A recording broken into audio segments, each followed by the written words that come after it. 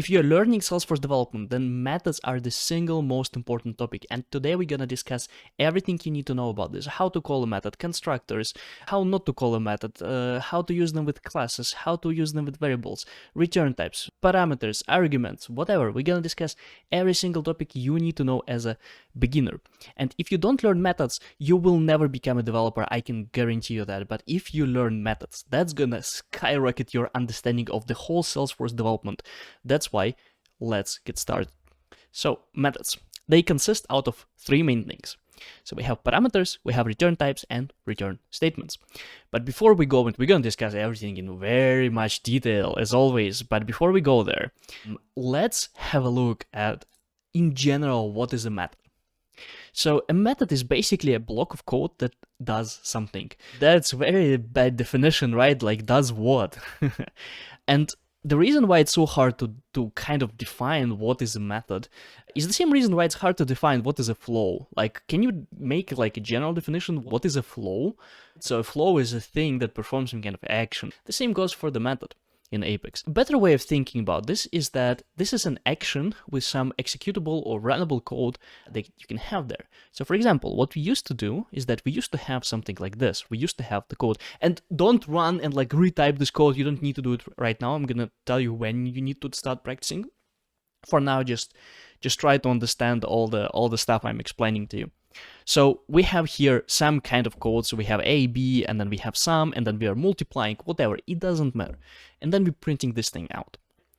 Now, you used to click here on execute, but what if you want to save this action? What if this action that you're performing, which in this case is very simple, but what if this action that you're performing you want to save and execute later, or maybe even execute it every couple of weeks? Or what if it's part of some kind of your business process that you want to automate? Well, then you can take it and you can pack it into a method.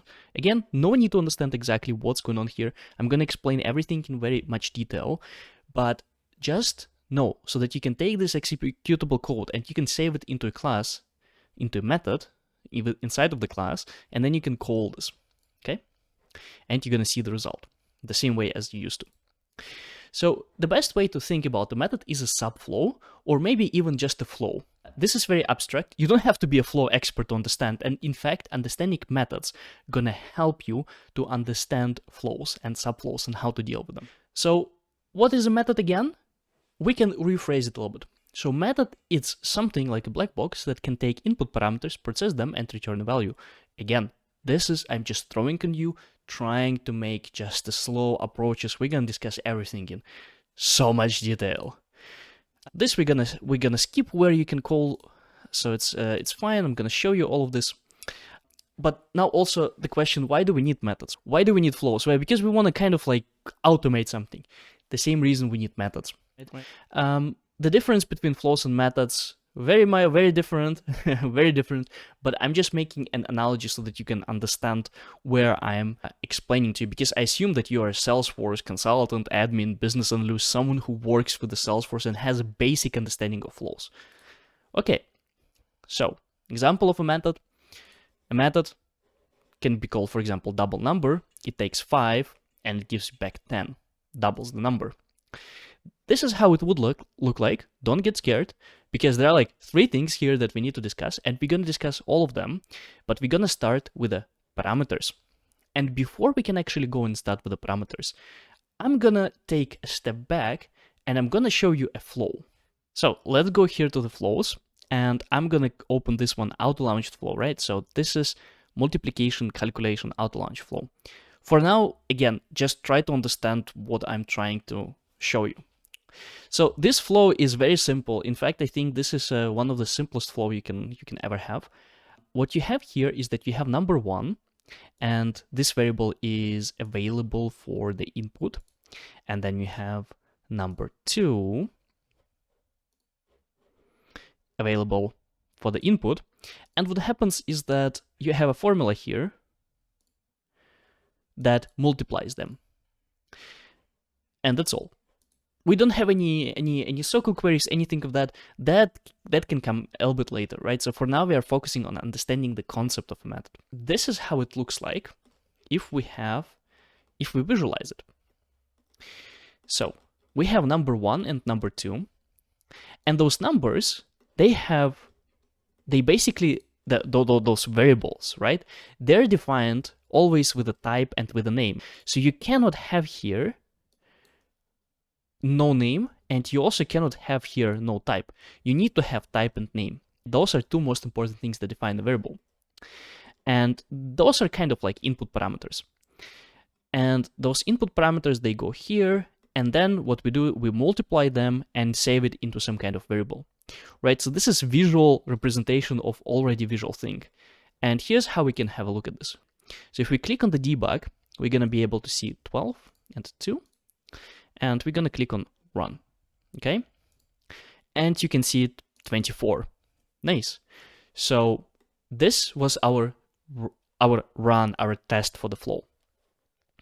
And you see that there is a difference between you defining the flow, where you create all the like assignment, all the multiplication and all of that. This is like one place. But running flow, this is a totally different place. And since this is an auto-launched flow, it can be run from multiple different flows, processes. It can be part of a screen flow.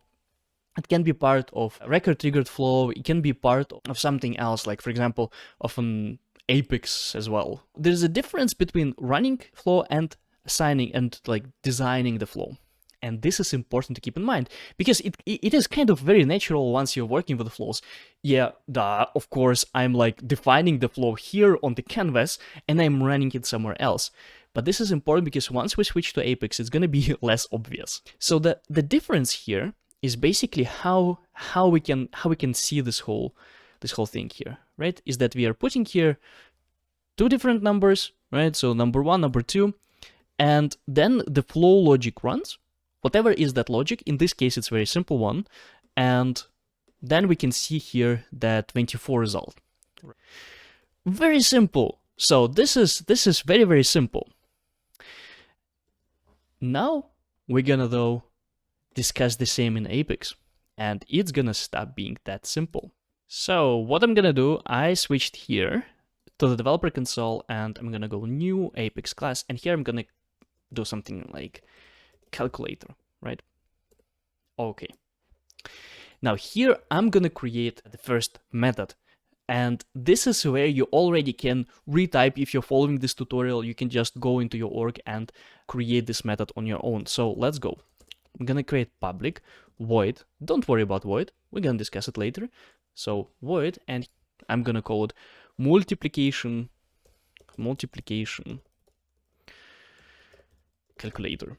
Here's this where I'm gonna pass the parameters: integer number 1 and integer number 2. And now I'm gonna say integer result variable would be equal to, and I'm gonna take number 1, multiply it with number 2, and system.debug result variable. That's better. Wait, is it the proper? Yeah, I think it's the proper way. Okay, so I'm gonna save it. This is how you write the method.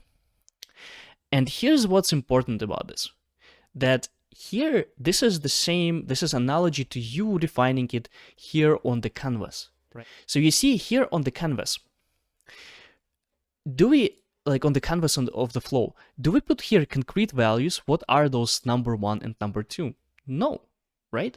The only thing that we do here is that we're just defining basically the instruction, the blueprint, how this action should be performed. The same thing happens here with our code.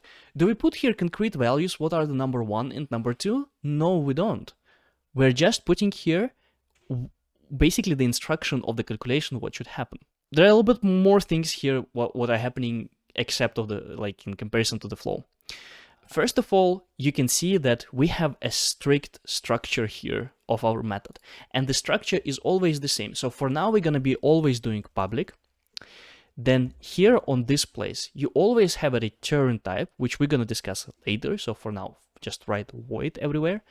Then here you have your method name, then you have parentheses, and then you have the curly brackets. And within those curly brackets, this is what we call the body of the method, and this is where we write our logic. This is where we write the executable code that we want to do. So this is kind of our canvas for the flow. And here within those parentheses, we write our parameters. We can have 0 parameters, same as for the flow, we can have 0 variables. The same way we can have here 0 parameters, or we can have a couple of parameters, or I think up to 32 parameters. But if you have more than like 5 parameters, you're probably doing something already wrong. So you can forget about this. Now, this is where you define a flow. And right now, if you're just practicing, it's a good time to actually go and try to create this type of method. Another difference, what you can see here in comparison to a flow, is that we are using here a class, and it's important that a method cannot exist outside of a class. Everything in Apex is object-oriented, so everything belongs to the classes, to the objects. We cannot have it just outside somewhere. So for example, what it means, you cannot do something like this. That doesn't make sense. Every method should belong to a class. So we write here. And here you can see that we are doing a very simple action. We are just multiplying those two variables. And those variables here are exactly the same variables as we had here in the flow. Because those variables, they have a type and the name. Type and the name. And they always have type and the name. Okay? They're never going to have more information than that. And they're never going to have less information. So for example, you never have something like this, number 1. If I try to do it, Apex is gonna say, oh, this is like, what the hell is going on here? Doesn't understand. So you always need to put here a type that you want. It doesn't have to be an integer. It can be also decimal. It can be anything, right? For now, we're just gonna be using integer because it's the nearest representation of the number type. But it goes for the same here in Apex. Right? So I already created, so I cannot create it. But if you create a new resource, if you create a variable here, you have to define a data type. And the same goes for Apex. You have to define a data type here in Apex. Here what you see, this is where you define basically the canvas of a flow. This is where you define the instructions. But now the question is, how do you call it? So I'm gonna go here, and you see already here the spoilers because I practiced before a little bit. Of course, I spent a lot of time preparing this video, so I hope you like it. If you like it, write in the comments. That would help me to understand that I am actually explaining something good, not just to the void. All right, so we have our calculator. Remember I said that we always have to use classes or objects for our methods. The same goes when we try to call a method. We have to use this class. So I'm going to instantiate this class. I'm going to call it C1. It doesn't matter what you call it. It can be ABC. And here on this C1, to call a method, you always do like this. Variable, your variable name, dot method name, and then parentheses. And then within this parentheses, you pass the parameters. So here concrete is going to look like C1 dot. Then you can just copy here the method name, open parentheses, and there you pass certain variables. So for example, 12 and 2. Right. And this is exactly the same thing when you click on the debug. And you see here we are always gonna put an actual value. I can't even put their text, right? So we have to put their numbers. And the same goes here. We have to use numbers here. So I'm gonna click on execute. And we're gonna see 24. But now the best part of it, the same as the flow, you can call it multiple times.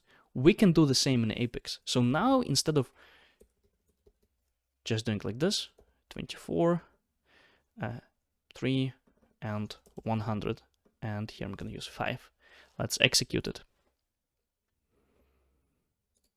All right, so you can see different numbers. So what you can see here is that I'm basically using the same blueprint, the same calculation, and call it multiple times. The same way as you can use this flow multiple times and call it. So those are the parameters. So let me show you how it looks like here visually, when we do it visually. So we have our input parameters, right? we have our method in Apex, and this method does exactly the same things.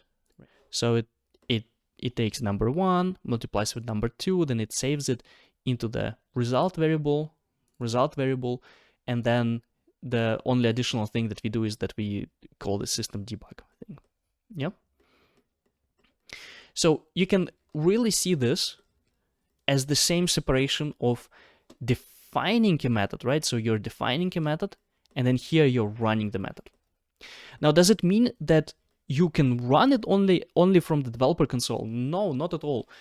You can run it from a flow, from a trigger, from a scheduled Apex, from anywhere, because the method is kind of like of this reusable unit that you can call from anywhere you want. So this is important to understand. Right now we're using this developer console basically just to practice, because we didn't discuss triggers, we didn't discuss anything else, scheduled Apex, batch, whatever, all the other things. We didn't discuss them. Once we discuss them, we're going to be calling methods from all over the place. But right now we're just doing this. So you need to differentiate those things. And what I see sometimes people do is that they start writing methods here, for example, which is wrong, because this is similar to you trying to define a flow while you're running the flow, right? It's impossible. It's like completely two different separate processes. The same goes for calling your methods, right? And that's what you need to keep in mind, right? So what happens here? We have here our object. In our case, that was C1, right? So in our case, it's C1. Let's call it calc, so we can see. So it's the same thing. Okay, we have calc, multiplication calculator, and then on this calc object, we always make object dot notation, right? So the same way you called any variable, anything that was defined here within a class. So we have this, and then we have multiplication calculator. This is one-to-one exactly the name of the method. You cannot have it in any other way. So it's exactly the same. And then we have two different parameters here, which we are passing. And again, we can pass multiple things there. So we can pass there as many parameters as we want, or 0 parameters. So here's an example of something that would have 0 parameters. For example, we have public void say hi, and we have system.debug hi, right? Let's save it. And here on the calculator, I'm gonna call this say hi. So I'm gonna say calc say hi, and now I cannot just click on execute because, right, say hi with the 2 integers that I'm passing there does not exist. So what we need to do, we need to write say hi, something like this. And we're gonna be able to see hi, okay? Important that those methods, they don't actually do anything. We're just practicing here, and I show you how to pass something into the method and how to make use of it, right? Another way we can do that is that we can pass there something with the parameters. So for example, string name. So I'm gonna say name, and here I'm gonna have my name is plus name, right? So you can basically use those. Let me save it, and here it's gonna be say name, and I'm gonna pass there Alex. And now I'm gonna do another interesting thing is that I'm gonna copy it. First, let's execute it. Let's execute it. Debug only, my name is Alex. And now I'm gonna go and I'm gonna call it with different names. Alex, Matt, Sonia. So you can see that we are using the same method with different values. That's what you need to know about arguments. Another important thing that here you can also pass a whole variable. So for example, you can have string name1, Alex, and then string name2 would be something like John. And then here you can pass name1, and you can pass name2. Okay, execute. My name is Alex, my name is John. So eventually it doesn't matter how you're gonna pass the value into the method. What matters is that you have the right parameter, the parameter has the right type, and that's all that matters. Going back here to our visualization, with the flow, we had you run the flow, you pass parameters, the flow logic is executed, something is printed out in the debug logs. The same goes for Apex. So we call here our method, the method logic runs, and then at the end we have our result 24. Exactly the same process. So what I want you to do right now is kind of like just think about this. If you have access to the Learn Apex, platform, go there to the methods and try to solve the first 4 tasks. That's gonna help you to understand what's going on there. So if you don't have, you always can buy the course and join. So this is a small ad break. But anyway, let's continue doing this. So we have parameters, right? We are passing here. The parameters are always the same. They go always with the same template, type, name, right? And then we can reuse them. One important thing though here that a lot of people kind of miss when they try to execute Apex. So let's execute this. I'm gonna be like an Apex compiler, and I'm gonna execute it for you like step by step, and really try to think about this. So, all right, first you know that Apex executes everything line by line, starting with the first line and going down, right? So the first is gonna be this calc new calculator, right? This is a pretty easy line. There's nothing crazy. Now the second line here, once we execute the second line, what do you think will be the next line we execute? What happens is that the next line is that we are going actually inside of the method. We're going inside of the method. And the next line that is executed is actually line number 2. Line number 2 is executed. And in this line, instead of this number 1, the value is getting assigned there. 12 and 2. Okay. Then line number 3 is executed. And here we have the result will be 24. And then line number 4 is executed, and we have 24, and we print it out. And then we are returning back and continue executing whatever code we have here. All right, on the line 3, 4, and so on. We don't have any code here, but if we had, we would continue executing it. That's why I tell that a method is very similar to the subflow, and this is what I'm going to show you later. But what's important here to understand that when you pass those parameters, the values that you pass there is going to be actually assigned here to those variables. That's important to understand. Now, let's have a look at something more interesting. Because the feature of methods, and this is something that I cannot really explain with the flows, so it's a little bit more Apex, own Apex stuff.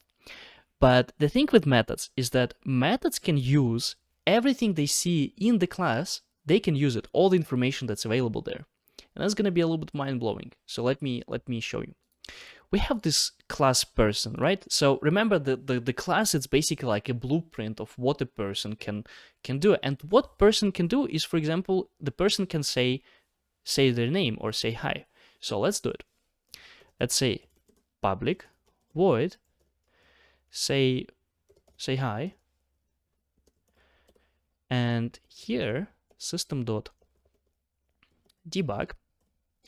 Here I'm gonna say, hi, my name is plus name. Crazy. So what happens here? I'm using name, the variable that is defined on the class level. This is something that is already very hard to explain with the flows, right? We don't have direct exactly the same thing in the flows. But the point is that the same principle stays. So a method is basically a blueprint for an action. So no matter what kind of person you're gonna have, the person always gonna perform the same action, saying, "Hi, my name is," and then gonna be used the name of the person. Here's how it looks like. So we have person p1 equal new person, and then we have p1.name would be equal to Alex. And now we can call this method. We can say p1 dot say hi. Say hi. That's all. Say hi. That's fine, right? So can you guess what will be the result when I execute it? Let's execute it. Hi, my name is Alex. Makes sense. But now, what happens if I create another person? P2, and then P2, and I call the same say hi, but that person is going to be Maria, for example. What happens if I click on execute? Because look, we're calling the same method, right? Say hi and say hi. Let's execute this. Hi, my name is Alex, my name is Maria. So we get two different values. And this is a very, very interesting and very important concept to understand. So let me make a screenshot and I'm going to explain to you basically live why do we have this? Why do we have this? So let me put it here. Hi. Okay. Right. Let me make it a bit smaller so I can draw there a little bit better. So basically the way it looks like is that we have here our P1. And so this is P1. And in this P1, we have name would be equal to Alex, right? This is after this line. And then what we also have inside, we have this say hi method, right? And this say hi method here, it's going to be Alex. It's going to be Alex.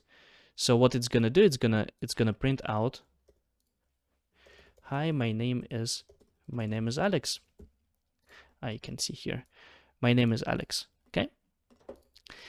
But then we have exactly the same thing, and I'm going to even copy all of this, duplicate, Maria, but the name is Maria, right? So this say hi method is going to be using, this say hi method is going to be using a totally different name here, not Alex Maria, but Maria. And one way of seeing this, I want to show you how to basically understand this line by line. So P1, we're executing the first line. Okay, we're creating this whole object. Okay, so we created the object. Then P1.name, we filled out name is equal to Alex.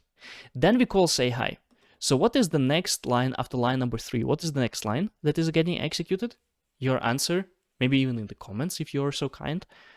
The answer is actually 5, right? Because we are going inside of this method. So we're going inside of this method.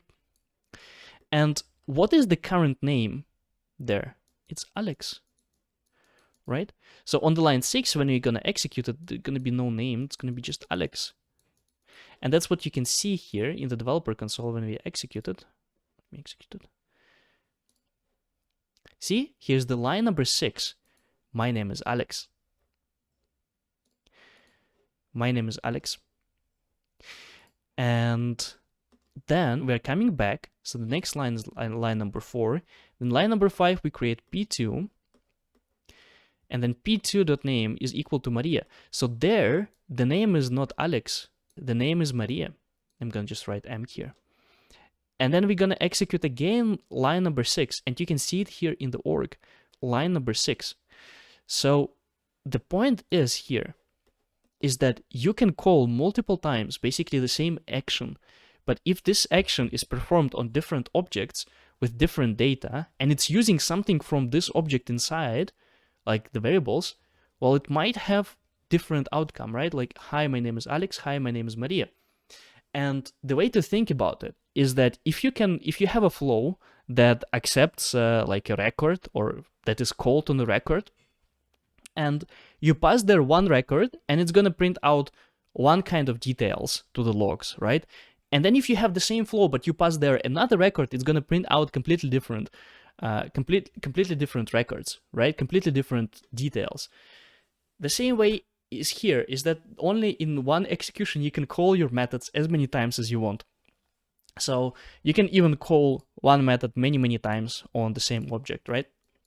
So there's no really how many times you can call.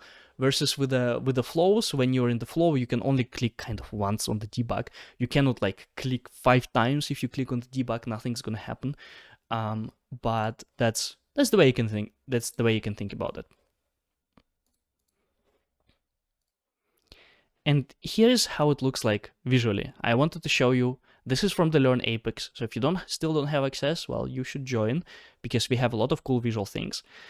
This is literally the visualization, right? So you have here the variables, you have here more info, and this is the anonymous window, and this is our code. And the code is pretty much the same as I just showed. And anonymous window is a little bit different. The only thing is that the variable name is different, and age here we're using, okay? So the first step, we created a new instance of a person, right? Then we fill out person with the name Alex, right? Then with the age of 36. And once we go here in the same name, we're gonna come to this line, right? So you can see that the name here is gonna be Alex, and the age is gonna be 36 on this object. And then we're gonna execute the next line, and then we are done. We are executing this last line, and that's the end of the execution. So this is the visual representation for you to understand basically how it all goes. Very important to understand. So if you feel like you don't understand what's going on, pause the video, rewatch it. It's very important to understand. Okay, so we discussed how to pass something inside of the method, but now you can see here this strange void type. And void, it means that there's no return parameter, no return value, no return type. This void keyword you're only gonna see on this place. You're never gonna see it anywhere else. It's only in the methods. And void basically means that you're not giving back anything. It sounds a little bit abstract. So let me show you how it looks like if it's not void, if it's something else. So for example, public integer return 5. And now here we're going to have return 5.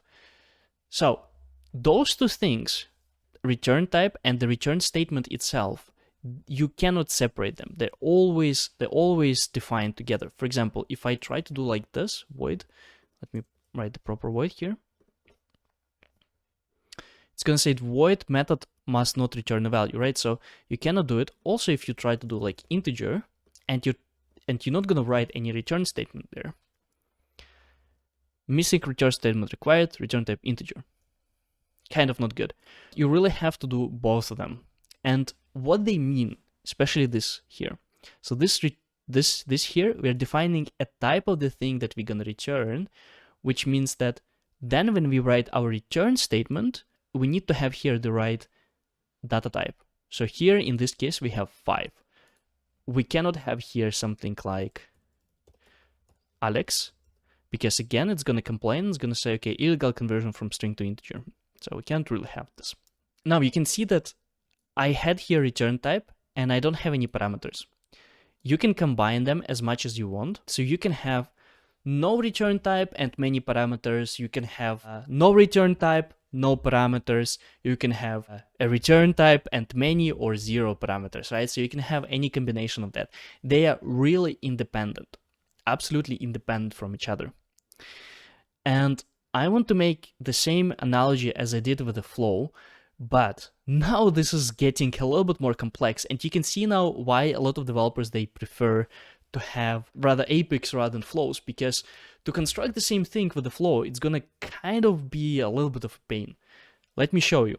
You don't need to be flow expert, which I'm definitely not a flow expert. So you can trust me on that. I wouldn't give you anything super complex here. So I'm gonna show you here a really easy. Oh, why is that 50% of my working time? Interesting. Wait 1 second. I got here a notification that you can't see, and it distracted me. All right. So I'm gonna click here on debug. No, not on debug, on run. I actually wanted to click on run. Okay, run. So which one's gonna be number one? Oh, let's say 24, and number 2 is gonna be 2. And guess what we're gonna do? This flow doubles them, right? This is a screen flow. Now, you might write this flow from scratch and then you just hard code the whole logic. But why would you do that? Because you already have the logic that you need in the previous flow that we have built here, right? Why would you need it? Well, you can already reuse this flow. And this mindset of reusing the functionality that you built, it's one of the most important software engineering concepts. So we want to reuse the flow that we have. And that means you can just go here, click on the subflow, and then you can launch the subflow here, right? So I already did it. So first of all, let me show you how it looks like. We have simple number here and number, and then we have here a subflow. And into this subflow, you can put parameters, and they're gonna be assigned to this flow. They're gonna be assigned as those parameters here. And then you can have output value, and the output value it's gonna be one of the values that we defined here. So you're gonna call this. You call this flow. You get this variable. You save the result here into this result from the subflow. I don't know why it shows enter valid value, even though it's a valid value. But anyway, those are flows, and then you just show this result here, right? So here's how it looks like visually. Let me up. Where's it? A little bit more complex. See? So we have our numbers here. We call a subflow. The subflow has parameters. The subflow runs exactly the same flow as we had before, right? So we had this type of flow before that was multiplying the parameters. So it runs the exact same thing. The only thing is that this result variable is then returned as a return value and stored into another variable. And then this variable, where is it? This variable, we get it here. We get it here, and then we can use this variable all the way up into the flow, right? So this is just an example with a very simple calculation, like just multiplying two different numbers. But this is essentially how anything can work, right? So you can imagine that this subflow can perform some like super crazy complex calculations. Okay, so this was an example with the flow and a return type. Now we're going to Apex, and I'm gonna show you the same thing. You can see here multiplication calculator. Now that's a little bit boring because let me delete all of this. We don't need it. Because the result of this calculation is not stored anywhere. We cannot use it, we're just outputting it to the debug logs. That doesn't make any sense for our business logic. It is never part of any kind of functionality, just printing out something to the logs. So what we want to do is that we want to change this one to an integer, and we want to return this result variable. Return result variable. Okay. Once we return this result variable, now let me build what we had before. So we had this, and I'm gonna say something like calc dot multiplication calculator, and here I'm gonna pass those numbers. Let me execute this thing. Execute. Nothing. We can't see anything. And the reason for that is because, yes, maybe we calculated it, but we never really stored this anywhere. So what we need to do, the same thing that we did here with the flow, where we had our flow, and we store the result into some kind of variable, we need to do the same thing here. So we need to take it, integer, and I'm going to create result equal to this one. And now we can use this variable. Now we can, for example, system debug this result. Right? So let me click on execute. We can see 24. This is a very important concept to understand, because this is, again, this is the way you can define a method, and this is the way you call the method and use the method. And this, it's using here it's using here parameters, and it returns you something. So here's how it look like, right? So let me go one by one how it looks like, line by line. The first line here, we're creating a new object, not very interesting. Then on the second line, we are creating here an integer variable, and we are assigning here some value. And now Apex is questioning, okay, what kind of value should we assign to this result variable? Well, this value. But how do we know what kind of value it is? Well, we don't. First, we need to go and see, okay, what is the actually, what does it give us? What is the result of this execution? So we go inside of the method. So the next line we call after the line 2 is, again, the line 2 inside of the class. And now here, this one is 12 and this one is 2. Now we are calculating the result, which is going to be 24. And now here, instead of this, we're going to see return 24. And now this 24 is going to be returned instead of this whole thing here, and it's going to be just 24. And now this whole thing is equivalent to just integer result, like this, integer result equal to 24. And now we can use this variable. We can use this variable the same way as you used already with all the other variables. Or we can, for example, whatever, we can use it in any other way. We can do something like whatever, result divided by 100.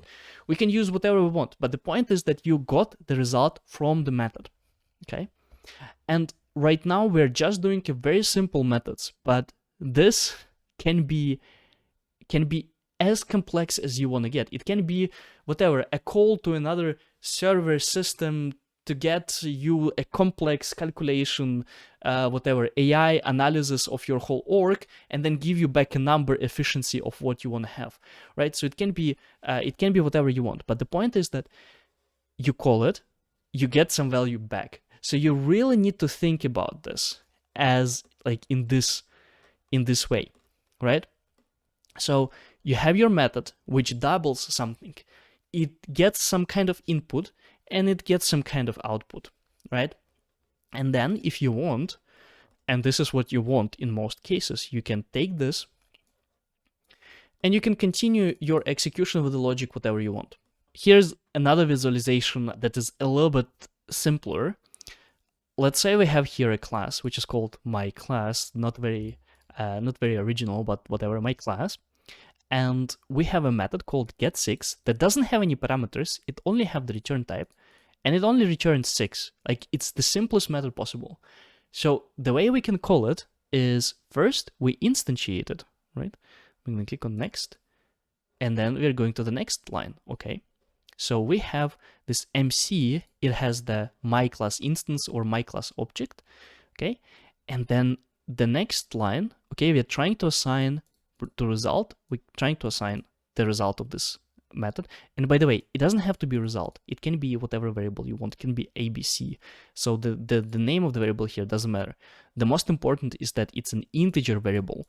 So this is an integer return, and this should be an integer variable. Now we go inside of the method, get6, we go to the return 6, then we come back, and now you can see that the result variable is 6, and now we're going to print out 6 is printed out to the console. This is the visual representation of it.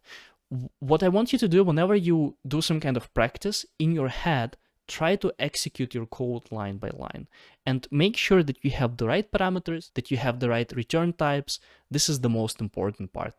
Okay, so you just watched more than 40 minutes of theory behind methods. And I can tell you this, that methods are useless unless you go and write a lot of them. I recommend usually to write at least like 50 different methods. If you feel like you don't understand methods, the answer is not to go and watch even more theory, because this is literally all the theory you need to understand the simple method. There's a little bit more, I'm gonna show you later more stuff, right? But you need to understand something, that methods are all about actually going and writing them.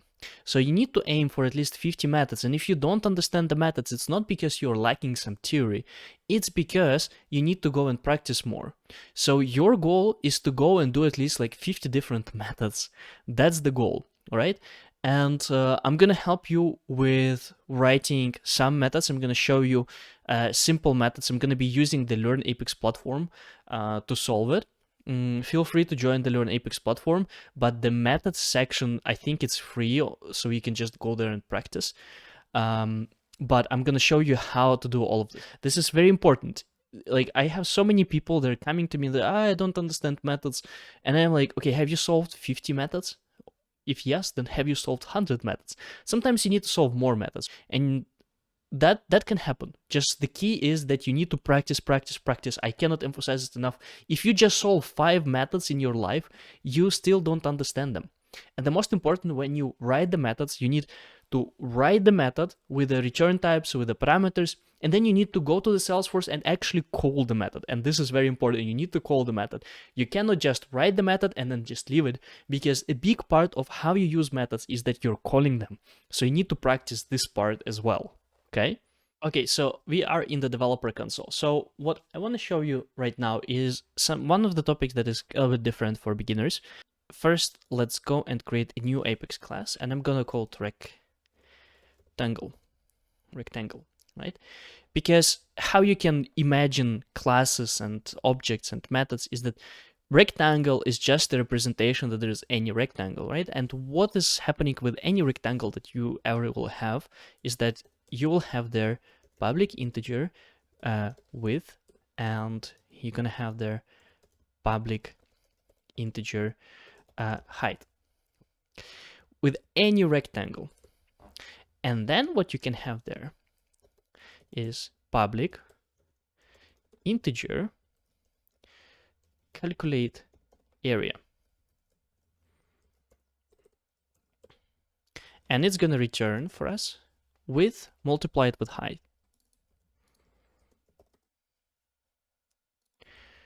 Multiplied with height. So you see, again, this is just a blueprint, so we don't have any particular values here. Of course, we can have here, if that's required by the logic, we can have hard-coded values here, right? But the most important is that you see that this is just an instruction. How do you calculate width and height? How do you calculate area in general? If you Google, for example, how to calculate area of a rectangle, right? Well, you see that this length and, oh, okay, so let's call it width and length. Let's call it length. I think it's going to be better than length, and it's easier for me to pronounce. Okay, length and width, right? So you can see if we have, for example, 5 and we have 10 here, the area is going to be 50. But you can see that the formula itself here, let's delete those again, right? The formula itself is just 2 values multiplied. So it's not necessarily something that has any particular value inside. And that's what we are doing here. We're basically just describing how to calculate it. So let me go here and say rectangle, and I'm going to say R1.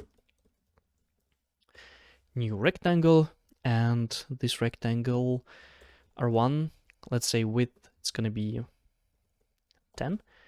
And R1 length, it's going to be 5. Now, what should it be then? The area. Integer area will be R1 dot calculate area. Okay, so like this. And area, need to spell it correctly. And then we have system dot debug. And I'm gonna put here area. All right, let's click on the execute. It does not exist. I might have here length. I probably have here a typo, so this is th. Okay, here length. Okay, let's execute it, and we can see 50, right? So that's the right way. But now we can use the same calculation to calculate the second area. So let's call it area 1, and now we can do the same for the area 2, R2 and R2 and R2 and area 2 and R2 and area 2 again. So I'm gonna click on the execute. Okay, 50 and 50. Nice. So just keep this always in mind that if you call a method on a different object, it might give you different thing because you're calling it with different, basically with different values. Now, what I actually wanted to show you is that a lot of people tell to me, okay, so what's the difference between what we do here and if you remove those values completely? So if instead you pass it here, integer width and integer length. What's the difference behind it? Now, let me try to execute the same code that we had before, like exactly the same one. So I'm going to click on execute, and you see that the variable does not exist. So we cannot pass anymore the variables. We cannot save them on the rectangle. So I have to pass them 10 and 5 here. But if I pass it, it's going to be essentially the same code, right?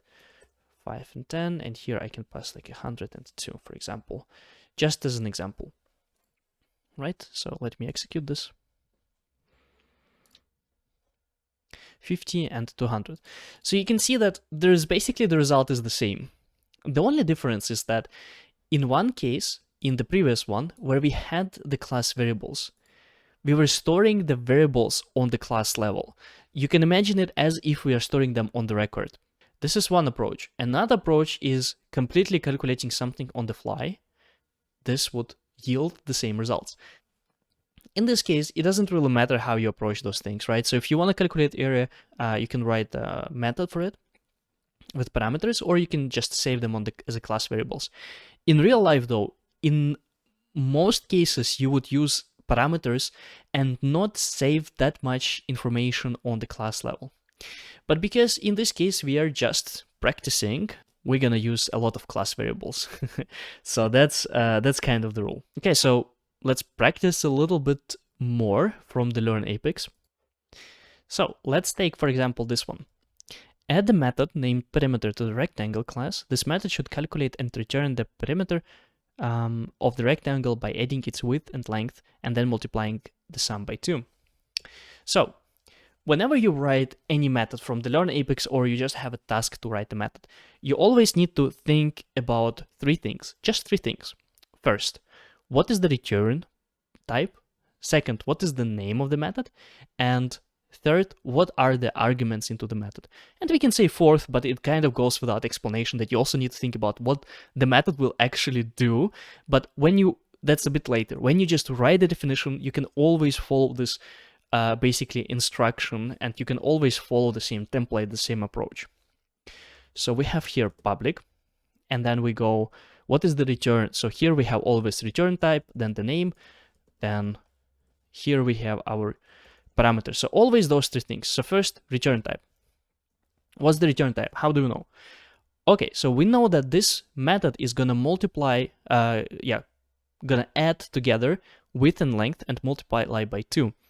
We see that width and length are integers. So if you add 2 integers together and then you multiply it by 2, which is still an integer, you're gonna get an integer at the end.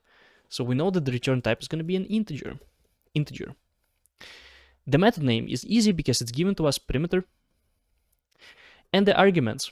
And here the arguments, you can find if you need arguments by asking yourself a question. Do I have all I need either inside of the method or inside of the class? If yes, then you don't need any parameters. And in this case, we're gonna multiply width and length, which means we don't need any parameters. So no parameters. And here I'm gonna return, and I can even put here semicolon, and I'm gonna return width plus length, and I'm gonna multiply it by 2. All right, let's see if that's gonna work. Perfect. Very well. Okay, the next method. Add the public method named isSquare to the rectangle class. That method should return true if the rectangle's width and length are equal, indicating it is a square, and false otherwise. Alright, so as always, the same approach. So public, we just, at this point, we write all the time public. Public, blah, blah, blah. Here's the method name. And here are the parameters. So first of all, the method name, we can immediately just copy paste from here. It's clear. Okay, now we only need to answer 2 questions. What is the return type and what are the parameters? Okay, now, what is the return type? The method should return true and false. So you can immediately see, okay, if we are returning true or false, well, it can be only Boolean, right? Because Boolean, that's the values of a Boolean. So we need to put here Boolean is square, okay? And then, do we need parameters? Well, do we have all the information available on the class level or inside of the method? We have here width and length, and that's all we need to see if that's a square or not. So we don't need any parameters in this case. So let's do that. So I'm gonna write here Boolean is square would be equal to, and in which case it's true if width would be equal to length, right? So if width is equal to length, then this is going to be true, and we're going to have this is square variable true. You see, we can have variable inside of the method that is basically the same name as the method itself, and it's totally fine. So now we can go and return is square. Let's see. Let's try to run it. Nice, it works. Now, before we go to another one, I just want to copy what we have here, and I want to show you, instead of going and doing more, like how can we use it, right? So rectangle, okay, so I'm just going to copy everything that we have here. All right, we can even go as much as we can just put here this thing like this, right? Just a little bit simplification here so that you have a little bit less of code. It doesn't matter if you have immediately the value or you have first the variable and then you return this variable, the same thing, it doesn't matter. Now, how we can use it? That's the most exciting part of it. All right, so we have here R1, and on R1, I'm gonna say, again, width would be equal to 10, and R1 length would be equal to, let's say 2.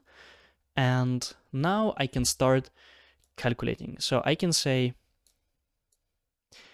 area and perimeter, right? So let's do it like this.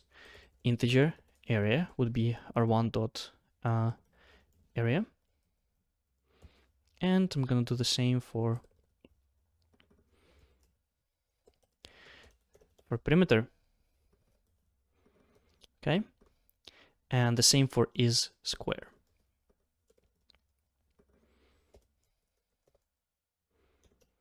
Is square. Now we can use it here. So what we can do is that we can say integer, let's say area and perimeter will be equal to area multiplied by the perimeter. Why not? Is square. So I made here a mistake. Is square should be a Boolean. A Boolean. So what I want to show you here is that why do we need those return types? Is because you want to calculate something, you want to make some kind of calculation, and then you want to return this thing, and you want to use it here in our execution. So what's going to happen is that we're going to use this method here. We're going to go inside of the method, we're going to do the calculation, and then the value that we calculate is going to be returned back to our execution. So I'm going to execute here this. And let's execute this from integer to Boolean. Is square. Okay, execute, and let's see if that works. I guess it does. So this is good. But important thing, so any method that you create, you need to go and actually try to execute it here in the developer console, because without doing it, you will not understand methods. All right, so now let's try to solve the next one. And the difference here is that we already have, oops, I see all the solutions. But the difference here is here in the snippets. The difference is that you already have here a class that is kind of defined inside, and you need to call it. So you can imagine this window as the developer console. And what we need to do is to create an instance of a book class named book1, set the title and author, and call the method. Okay, so as always, we have book1 would be equal to new book. We're creating here an object, and ew, where you go? Here we go. Where are you? Yeah, let me make it smaller like this. Okay. Then we need to set the title, book1 dot, and you can see the title, it means this one, right? So we say title would be equal to, and what's the title? To Kill the Mockingbird, I guess. I never read this book, but I know that's a well-known book title. And then we need to have an author, and the author is going to be, in this case, it's going to be a string. Okay, so author is Harper Lee. Okay, now we need to call the methods to get the book's details individually, right? So you can see here's the method get description. So how do you call this method? Well, as always, we need the method name. So to call the method is always the same approach. So here you have variable, dot, and then method name. And then parentheses. And then in those parentheses, you need to put your arguments. Now, I'm going to make a little bit more complex the template for you. So it's going to be return type, variable name would be equal to another variable, method name. So whenever we call a method, we have two types of methods. The first type, that is a void, and void method, they don't have anything to return. But this method, it returns you something. So you need to store this value that it is returned to you. You need to store it into a string. So here you need to say string, and let's call it R, whatever. No, wait, store the values in title description. Okay, so we actually do have the variable name. Okay. And now when you call a method, it's always the same. Now this part is always the same, even for the void methods. Here, you're going to have the variable that you're calling it on, which in this case is book1. Then the method name. The method name, we can read from here, get title description. So I'm going to put it here. And then the next one is what kind of parameters do we need to put here. And you can read from here, there are no parameters, so we don't need to put anything. And the same approach gonna be for the second one, but it's gonna be author description, and we're gonna be calling another method called get author description, like this. So that's how you call a method. Let's execute it. All right, perfect. So basically, I'm not gonna be solving all the rest of the module because you get the point. I would just repeat myself at this point, but this is what you need to do, and you need to go and solve all of them if you want to understand methods. Now, there was one thing that I actually didn't tell you about the return statement.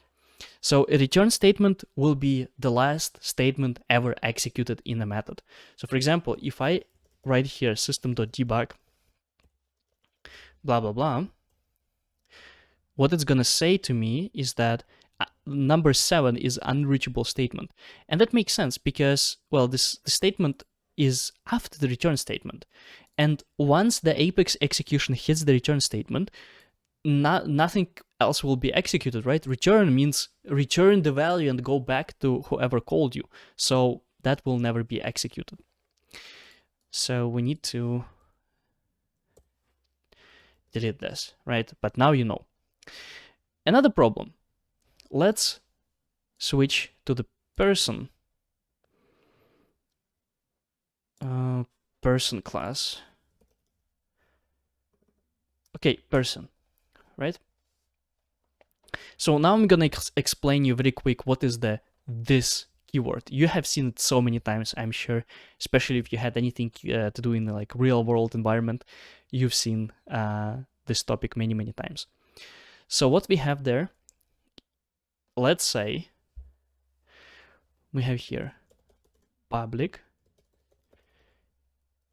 void, not integer, void, set age. So here, integer, new age.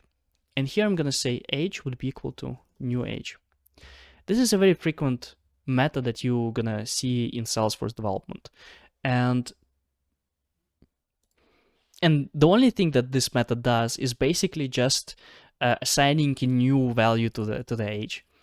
Let's see how we can use it, right? So it's going to be person p1 would be equal to new person, and then we have p1 set age, and then we're going to pass there like 25, for example. And now we can print out system.debug p1, and let's see how it looks like. So I'm gonna make it smaller so that you can also see the whole code. Here we go, execute. Age is 25. Now, what happens if we have here age? Variable is called age. Age is equal to age. Let's see if that still works, right? Because if I save it, no error. All right, let's execute again. Let's execute this, debug, null and null. So it didn't work. Why? Because now Apex is confused. What variable assigned to what? You have a class variable age, and you have a parameter with exactly the same name, which is strange for Apex, and it does not understand. Should I assign this variable to this value or this to this? It's not clear. So to kind of what we actually mean here is that we want to assign to the variable on the class level. So what we can say is this dot age, and this dot age means this class. That's all it means. Basically this class. So if you have this dot age, it means use it from the class level, and to the class level assign the parameter level. Okay, let's try.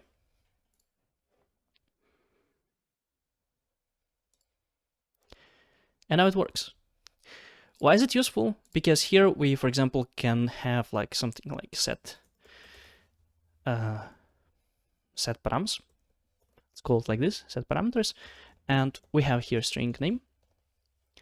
Let's save it. Gonna delete this one as well. We don't need it. And all right.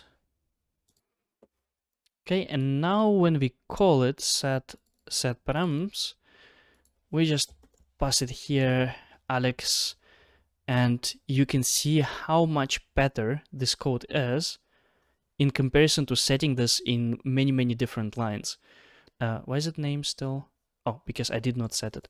So this dot name would be equal to name, like this, right? Now let's call it again so that you can see that everything is set, and execute and debug, right? So you can see this is way more concise and way better than just going one by one. And I'm showing you all of this, and you can already see how much it is about methods. So you can see how many different like small nuances are there about methods. And trust me, you're gonna be using methods from now on all the time. So if you don't understand it to 100% right now, it's not a big deal. You need to understand only how to call it with the parameters, how to pass the values, how to get something out of the methods. This is all we need right now for the methods. Another interesting topic. Let's say you have here this set params. But sometimes what you want to do is that you want to reuse the methods that you already have. So for example, we have here public void set name, and we're going to have here string name, and it's going to do exactly what you think it's going to do. It's going to set the name, and we're going to have exactly the same one. Oops, let me even copy this whole thing, and I'm going to have here set name, and I'm going to have here set age, and it's going to be integer age, and this age would be equal to age. Okay, now of course we can call them one by one, right? We can call set name, and we can pass just one parameter there, name, or we can call set age, and blah blah blah. You understand this. But now this one, we don't have to like basically copy paste. We can reuse the methods that we already have. And since we are in the same class, we can use everything that we have on the class level, right? The same way as we are using the variables on the class level, you can use methods that you have in the class. So for example, we can use here set name, and we're gonna pass there the name.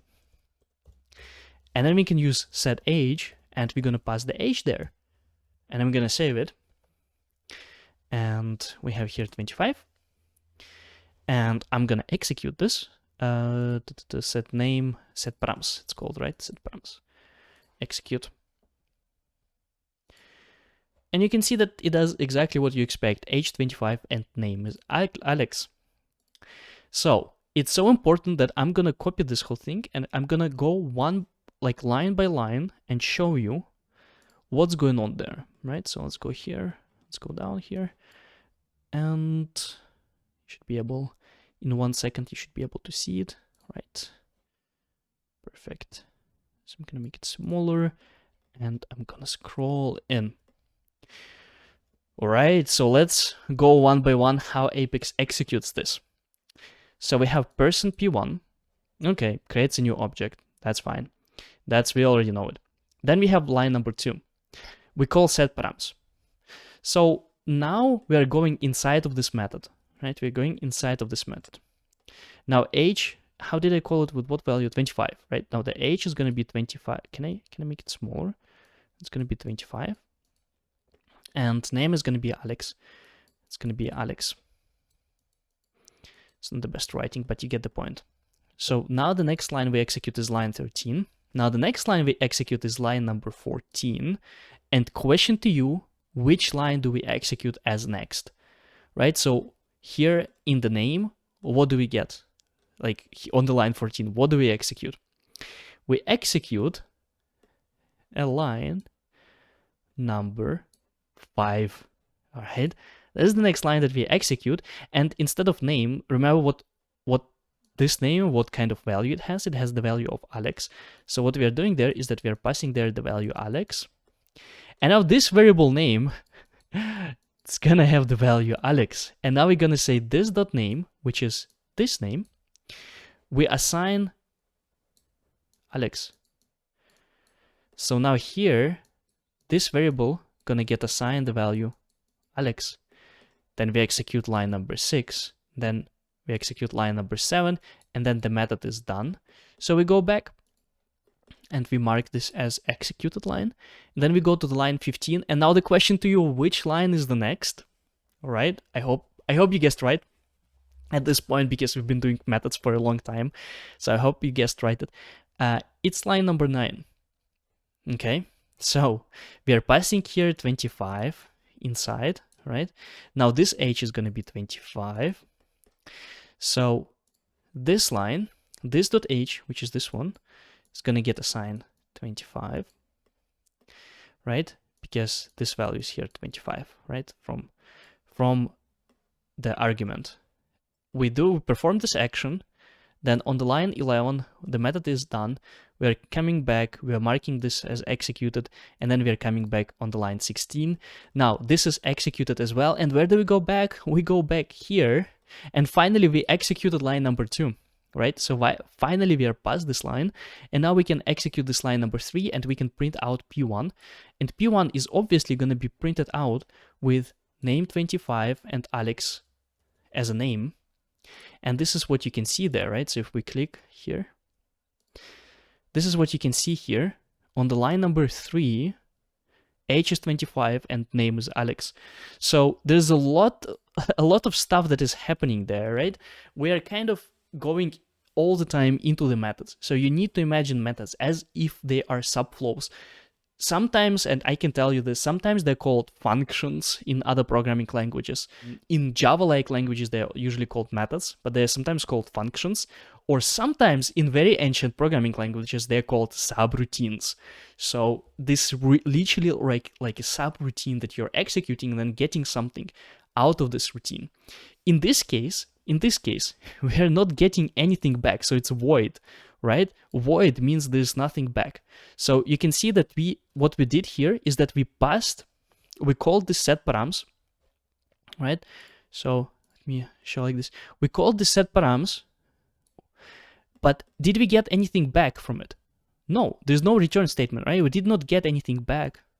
So there's no return statement in this case. And it's important, and this is one of the big mistakes that a lot of beginners do, is that if you have a system.debug, like this, for example, system.debug, anything here, right? That doesn't mean you return from the method. It just means it prints out to the log. The same as when you have a flow here, our flow that we've done here quite a long time ago, if you print out inside of this subflow anything to the console, it will not return it to your main flow. The same thing for the methods. If you print out something inside of the method, well, that's not gonna do anything. And that's basically, yeah, that's a very, very important here mistake. Another mistake that a lot of people do is that when you create here your methods, when you write your methods, they are for you basically black boxes.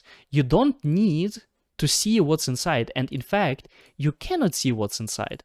So for example, here, if I create a variable, string abc would be equal to blah, blah, blah, there's no way I can access this variable. This variable only lives within this method, and there's no way I can ever access it from here. It's like a black box for you, right? Exactly the same way as when you call here a flow, if you have a variable that is inside of the flow and not ready for the output, then you cannot access it. You don't even know what's there. The same way, so always think about methods. If you're good with the flows, think about methods as subflows. That's gonna help you a lot. Alright, so another example that I want to show you is how to have the same methods as we have that call each other, like here, for example. But I want to show you a little bit more real-world example and how they work if they have also some kind of return types. For example, let's say we have an employee, and this employee has a salary. And first thing that we want to do is that we want to calculate, let's say, bonus of 10% for 10%, right? So let's just pick it as a bonus. So let's do like this. Public, the return type is going to be integer, calculate bonus, and here we're going to have integer percent. So decimal, let's just call it bonus. It's going to be salary multiplied by, and here percent, depends how we're gonna pass this percent, but let's just make it decimal and then pass this percent as a decimal, so it's fine. So it's gonna be like multiplied by the percent and then return bonus. Okay, why is it not saving? Yep. Can you guess why is it not saving? Because we have here an integer as a return type and we are trying to return a decimal. Variable does not work this way. So let's write here a decimal. Now it should work. Okay, so we have this thing. So let's now go public. And now what we want to do is that I'm looking here at my notes. We want to calculate a total compensation. So what we're going to do here is, as always, what is the return type? It's going to be a decimal, not an integer. And we have here total compensation. And with the total compensation, let's just write it completely. Compensation, total compensation. We're going to have here decimal. And now we'll say bonus. And we're going to call here bonus method. Calculate bonus, and let's say we're going to pass the 0.1%. Okay, now we're going to have decimal, full salary. Full salary, it's going to be salary plus bonus, and now we return full salary. Okay, so you can see here is an important thing. What happens is that we call this method here. We pass the value that we want. We used to do it in the execute anonymous window. But remember what I said in the beginning, that method basically is a chunk of executable code. So whatever you do in the anonymous window, you can always pack it into a method. So let's see. How can we call it? So first of all, of course, we need an employee. Objects is going to be E1. And now E1 dot salary is going to be, let's say, 5,000. And now we're going to call this, and just going to call it result again. I'm going to call E1 total compensation. Total compensation is going to be, let's see what it's going to be, system.debug result. Let's see what we've got there. Execute. Debug only 550. Well, seems to be plausible. So what I'm trying to show you with this is that you can call here a method that is already defined on the class level, and you can pass there the argument that you want. Now, if we want to have here point 2, we can have here point 2, right? And you can do the same things. You can even pass the argument here. You can do many different things. So methods are incredibly agile in this. You can do with methods whatever you want, right? And there's no right or wrong solution usually in the real world. So you're gonna have to adjust, and you're gonna have to kind of like learn how to go from a business description of something and how to combine your methods. Because you can see you can achieve the same thing, and I can show you how you can achieve the same thing in a different way using parameters. So for example, here you can have bonus percent, and you can use this variable to pass it here. Now what you do is that you don't hard code the bonus that you want to pass, but you put it here for someone who's going to call this. So now we can put here 0.2 or 0.1, whatever we want, right? And we're going to achieve exactly the same result as we had before. Just that this method now, it's more generic, it's more reusable, because you can use it not only with 0.1, you can use it with 0.2. So my point is that there are many different ways to solve the same problem, or the same problem with methods. So often there's no real right or wrong with methods, unless it's of course in Learn Apex, then we just check the right parameters. But often you have to kind of yourself set different return types and parameters there. Let's take this example one level more, and this is now we're going into more advanced stuff, right? So you don't have to understand this in very depth, but let's just go with the name here, and I think that's going to be enough. So let me save it. Okay, now this is how it would look like in the real world, because I know a lot of people gonna, it's nice methods, but how do you use methods? And I want to show you how it would look like most likely in the real world. So if you're developing some kind of HR application, you would have something like employee management, or let's call it employee operations, right? So in this employee operations, you would have a public decimal method, which would be something like, I'm looking here at my calculations, let's say calculate bonus. And now this class, it's going to take employee as a argument, because yes, you can accept arguments any type. We used to do it with just string and integers and decimals, but a type can be anything. So in this case, you can have just employee, the whole employee as a type. So we have employee here, and then we have decimal bonus. Okay, and now I'm gonna say decimal. I'm just gonna return immediately. Return employee dot salary multiplied by bonus. Let's say bonus percent. I think it would be a bit more fair naming for that. Okay, calculate bonus. You can see there's nothing here that we would actually define as an actual value, right? We always just define the blueprints basically on how the methods, how this operation should work. And open execute NMS window, right? Now we have here an employee. And now what we're gonna do, we're gonna create a new class, employee operation. I'm gonna call it EO. And then EO would be decimal, total comp would be EO dot calculate bonus, and then we are passing their employee 1 and the bonus percentage that we want 1. But this is only employee 1. We actually have an employee 2, and employee 2 is earning 10,000. He's probably some kind of let's make it 20,000. He's probably some kind of manager, right? And since we are biased, we're gonna make total comp 1, total comp 2. We're gonna calculate for the second employee 25% bonus. I know this is a little bit unfair, but why not? System.debug. Your developer gets, and now we're gonna see the compensation 1.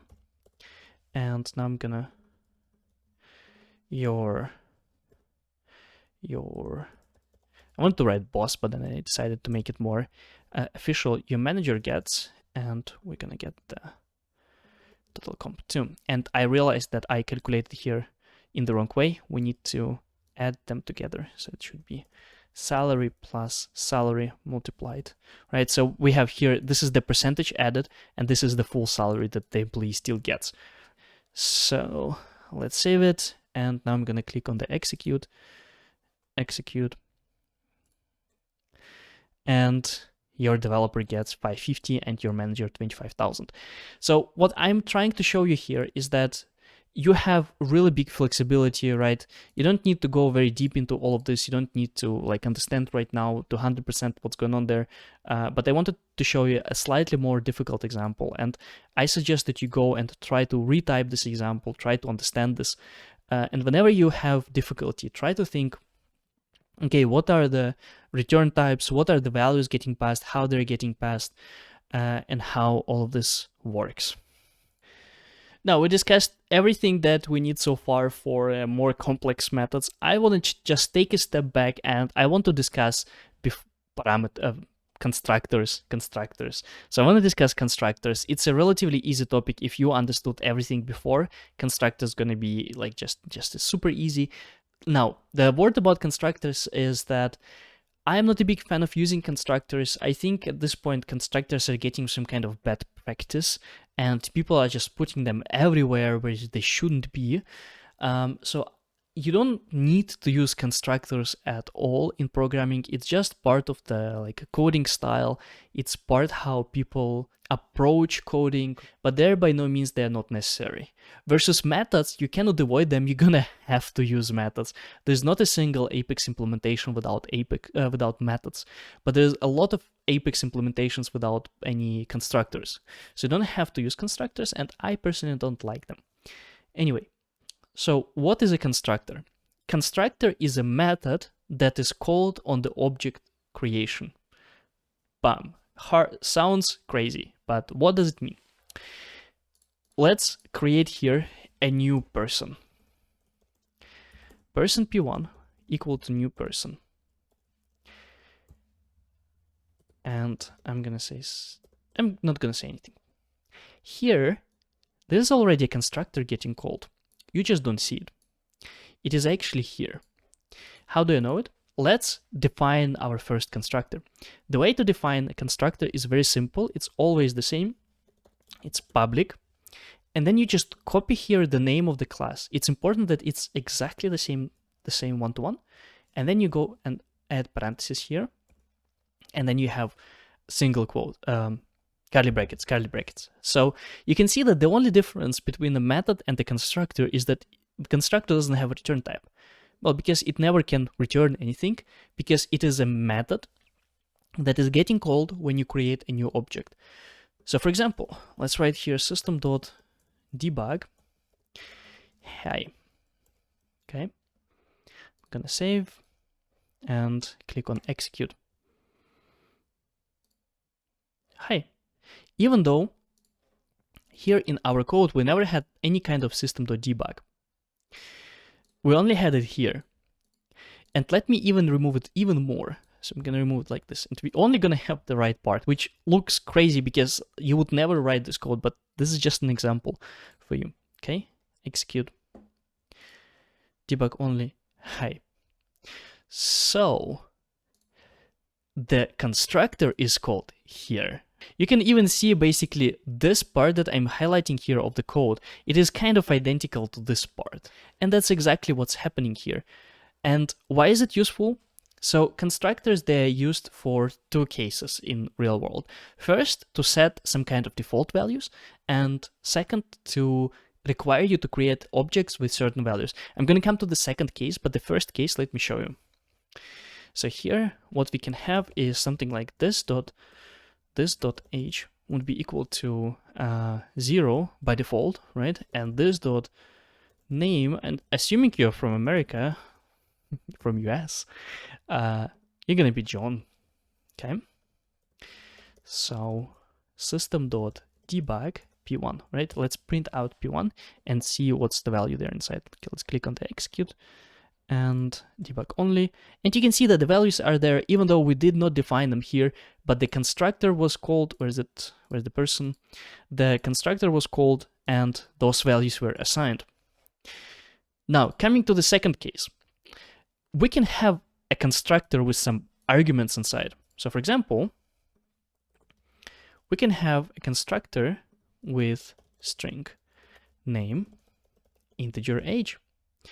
And here we can say this age and this name. Exactly the same thing as we had before, right? So this part is not new. The parameters, they behave in exactly the same way as they behave in the methods, because it is kind of a method. It's just getting called automatically. It does not return you anything because it is called whenever you create a new object. So let's go here, and I'm gonna, if I execute again, guess what's gonna happen? All right, Salesforce, come on. Don't make me wait, right? We see the same thing because when we call this constructor is executed. But if we pass here the values, let's put something else. Let's put Maria and 10, and I'm gonna execute here. We're gonna see different values because now this constructor is executed. Okay. Now, if we delete this constructor, I'm gonna delete this, and I'm gonna delete this part as well.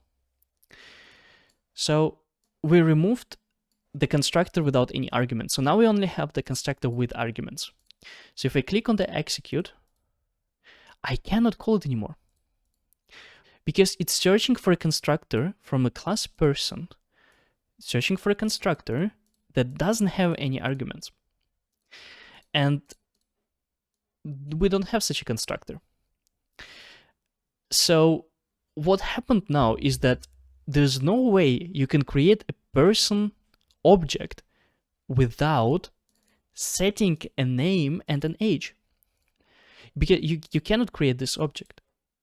So now you kind of made sure that the person who's going to use your class always going to define name and age of a person, which kind of makes sense because, well, how can you have a person without age and without name?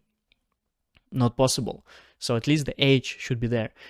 It is useful in the cases like, for example, if you're creating some kind of payment system interaction, and if you want that your interaction happen, you need to have some kind of customer data, for example, whatever the amount of a transaction and the card, the payment card, the credit card, right? And your code, it absolutely cannot execute if you don't have a credit card.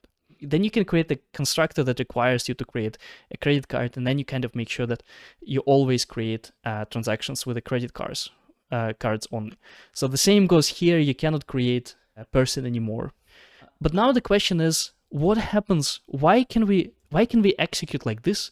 Where is the constructor when we execute it like this, right? Because here I'm also gonna try to execute a constructor with empty parameters, and we don't have any constructor with empty parameters here, right? So I'm gonna execute here, and I can execute, and this is strange. Why does it allow us to do that? Because when we don't define any constructor at all, Salesforce writes there the so-called default constructor, and this default constructor is called, and the default constructor does exactly nothing. So Salesforce kind of allows us, and it creates the empty constructor for us. But as soon as we define at least one kind of constructor, Salesforce said, hi, okay, you defined one of the constructors, yeah, well then go and define all of them that you want to use.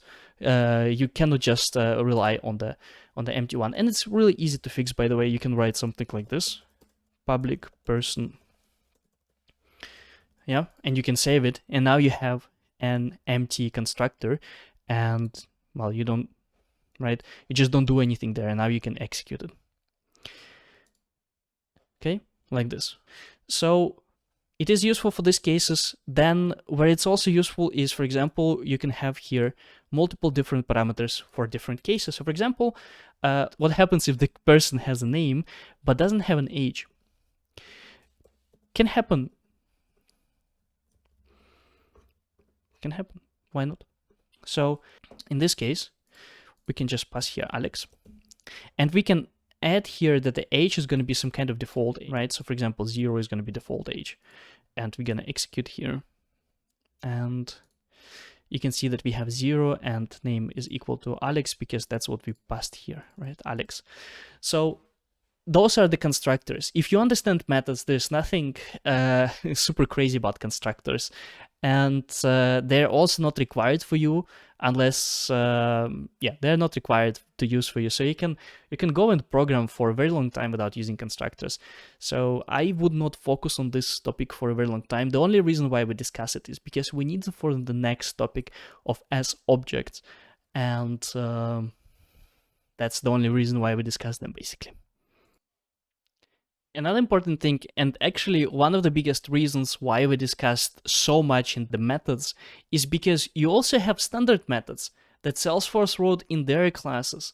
So for example, you can go here to the string class, Apex, string class Apex, and you can see there are multiple things. And now suddenly, I hope at least that after you watched this whole video, you did all the exercises, it should all come together, because you can see here string methods.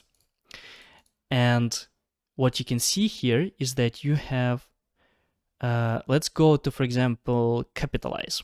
If you click on the capitalize, it's going to show you the signature, it's going to show you return value. Sometimes it's even going to show you how to use it, which is kind of stupid way they show it. But the most important is the name, then what you need to pass there, which is nothing in this case, and what do you get returned. So let's see. Let's copy their code and let's see how we can use it. Let's delete the system asset equal. We don't care about this. Let's just print out system.debug s2. So I'm gonna execute this. Let's see what we got there. Hello Maximilian. So you can see that it got capitalized from H small to H big. And this is very important, because those classes for strings and for integers and for any other class that you have in Apex, they're super important because they help you. You don't need to, go and create a lot of different own functionality. No, you can just use the classes, the methods that are there. And you can see there are a lot of them. So I suggest you read to them, you have a look. For example, reverse, right? Reverse, let's execute reverse. So you can see it got reversed. So they're very, very, very helpful. What I recommend you is that you go to the Learn Apex, and I would say that strings are the most important one from all the methods, because we're going to be using them a lot. That you go here to the string methods, you have a look at them, you have a look how they work, and then you go and solve a couple of tasks from here. I would recommend you solving actually as much as possible. In general, methods are hard, so solve as much methods as possible. Now, one thing that we should also speak about is static versus non-static. And that's not only applicable to methods, it's also applicable to the variables. So let me first explain you on the person, right? So I'm gonna delete all of this, we don't really need it. Okay, so person. So what is a static? And you're gonna see it so many times. Static is basically a way for you to create something that will be shared between all the objects of the class. Sounds a little bit abstract, but let's think about it. If you have a person as a concept and you have multiple objects, right, multiple people, what can be shared between all these people? Well, for example, it can be a planet, right? You can share a planet together, and that's what we do. As much as some people don't believe it, but we do share a planet together. And what we can write here is string planet. Now, if I don't make it static, here's how it's gonna look like, right? So let's create multiple different people. So it's gonna be person p1 new person, and let's say p1 name is gonna be Alex. As always, we're using this name. And then we're gonna have p2, and then we're gonna have p2, and then p2 dot planet. It's gonna be Mars, and let's call it Bob. Bob is going to Mars, and p1 planet would be equal to Earth. So now let me print out system.debug p1 and system.debug p2. Now, this is kind of ridiculous because we don't have different planets, right? All people are on the same planet so far. And what we can do with the static is that we can try to share it. So static, okay? I'm gonna save it, right? Saved. And I'm gonna try to execute exactly the same code. Execute, and it's gonna say static field can be written from not static context. Now, what changed here is that we moved this variable to being static, which means now it is shared between all the instances of our class that we have. So that means that we cannot access it from individual object anymore. We need to access it on the class level. So we can only say person1.planet. And I'm gonna just remove this whole instance here, and I'm gonna execute this. And you can see that planet is Earth for both of them. Even though for P2 I never defined it. That's because we defined it here for the person in general as a class, and we don't even have to do it here. We can just define it here and execute, because this is suddenly become like a share resource. I can visualize it for you because when it's visual, I think it's way more clear. So what we have here is that we have P1, and P1 is Alex, right? So the name would be equal Alex. And now we have the same thing, which is P2, and the name is Bob, I think, or Bob. Okay. And now this variable planet, it is defined on the class level. So it is shared between all of them. Planet. So it's gonna be, no matter how you access it, either from P1 or from P2, it's gonna be just one value for anything. And one value. And that goes also for methods. Like, what kind of method can we have that is the same for everyone? For example, calculate years until retirement. That would be approximately the same for everyone, the calculation, right? So what we can have, if we delete here age, which we don't need, for example, for this one, for just this example. So we can have public static integer years until retirement. And it's gonna accept integer age and integer I'm gonna show it here, retirement age, so that we don't run out of space here. And it's gonna return retirement age minus age, right? So now this calculation, it is kind of independent of what kind of person do we have, because it accepts the age of a person and it accepts the retirement age. So what we can do, and this is usually what happens in real world, is that we have here person operations, or let's say person management, something like this, person management, and this person management, it's gonna have this. Let's add here back the public integer age, right? Okay, and then here we're just gonna have retirement age. So now the way we would calculate how many years till retirement left, so we're gonna create person management, new person management. So I don't need all of this. Don't need this. p1.age would be equal to, right? And now this one, we cannot really call anymore from project management. This is the way you would call the method before, like this. But now we cannot do it anymore.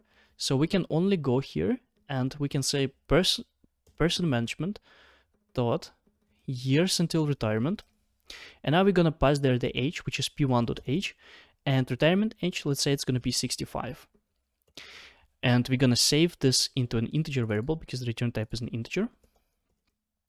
Result be equal to this one,